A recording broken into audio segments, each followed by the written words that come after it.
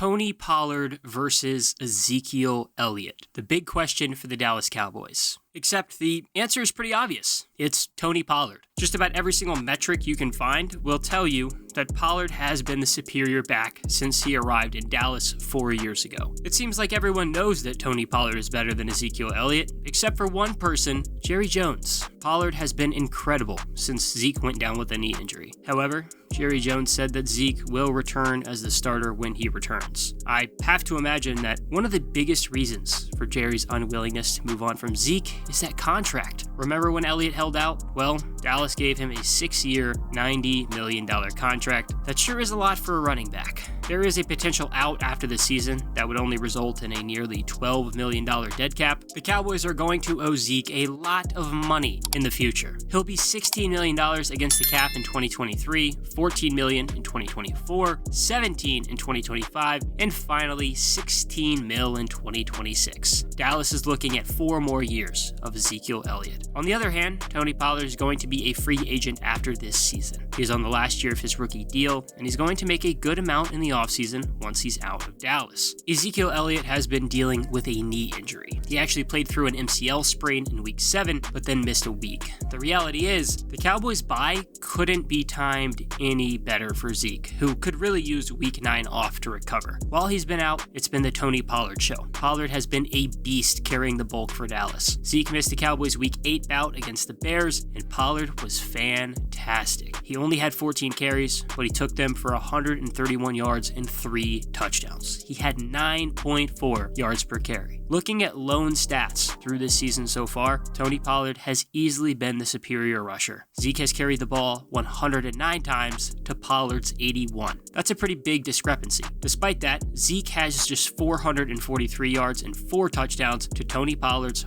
506 yards and 5 touchdowns. Zeke has just 4.1 yards per carry. Pollard has 6.2 yards per carry. Everything about this season's stats show that Pollard is the better rusher. But here's the thing, that's always been the case. The Cowboys drafted Tony Pollard out of Memphis in the 4th round of the 2019 NFL Draft. His rookie year, Ezekiel Elliott was still that dude, and he rushed for 1,300 yards and 12 touchdowns. He had 4.5 yards per carry on 301 touches. Tony Pollard only had 86 carries, but turned them into 455 yards and 2 touchdowns, good for 5.3 yards per carry, 0.8 higher than Zeke's. By far the worst season of Pollard's very young career was in 2020, when he had just 435 yards and 4 touchdowns. He had 101 carries, but just 4.3 yards per carry. That being said, it was still better than Zeke's 4 yards per carry on 244 touches that turned into 979 yards and 6 touchdowns. Last season was probably the most apparent it's been that Pollard should be the guy in the backfield. Zeke rushed for just over 1,000 yards, and he did find the end zone 10 times on 237 carries. That's good for 4.2 yards per carry, but Pollard just seemed to always look more explosive, and the numbers would agree. He had 5.5 yards per carry on 130 touches for 719 yards and 2 touchdowns. So for those paying attention, Pollard has had a better yards per carry than Zeke every single year he's been in Dallas. I think it's pretty clear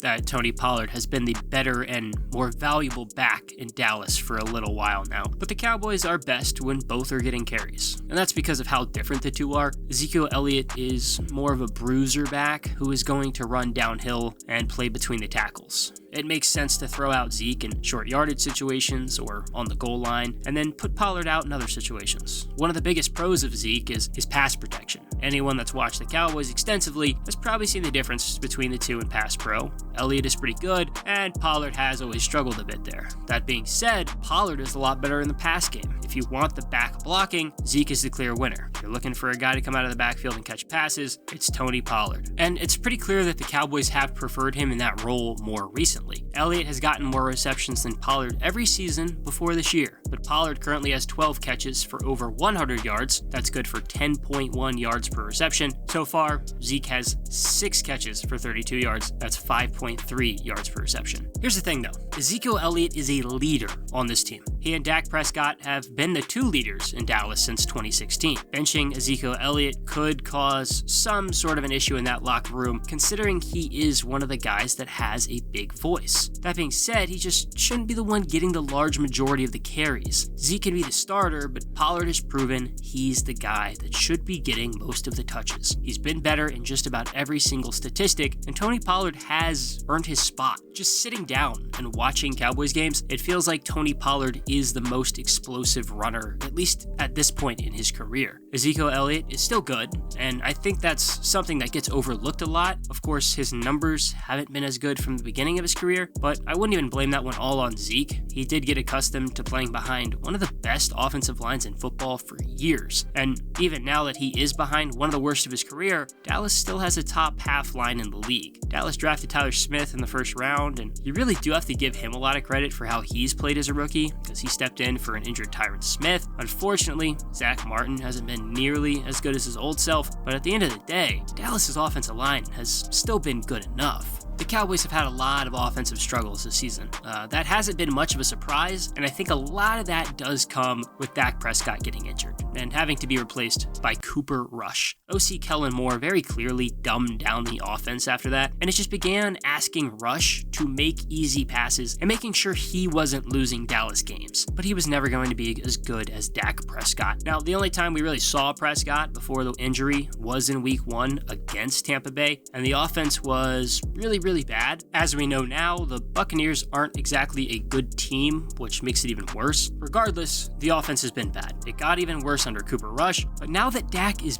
back, it might be back on the upswing. I talked about how great Tony Pollard played against the Bears, but Dak looked pretty solid too. Dallas did score 49 total points, which is pretty insane. Dak did throw an interception, but completed 21 of 27 passes for 2 touchdowns and 250 yards. Some things do need to change in Dallas on the offensive front. The Cowboys haven't been great on that side of the ball, and I don't know that starting Pollard is what helps that, but at least getting him more carries should. The Cowboys are a very good football team. I think even better than what a lot of people are giving them credit for. I honestly wouldn't be that shocked if Dallas ended up being better than Philadelphia by the end of this year. There's usually a lot of false hope when it comes to the Cowboys, and I'm not even going to sit here and talk about how they're going to do something in the playoffs, because you've heard it before, but I don't know. This Dallas team seems legit. The defense is one of the best in the league. Unfortunately, the offense has a lot of issues, and one of the big ones is that they're giving the majority of the running back touches to the inferior back. Probably because they're paying Ezekiel Elliott a ton of money, and Tony Pollard's just going to be a free agent in a handful of months. Still, Tony Pollard is better than Ezekiel Elliott right now, and it isn't close. Don't forget that.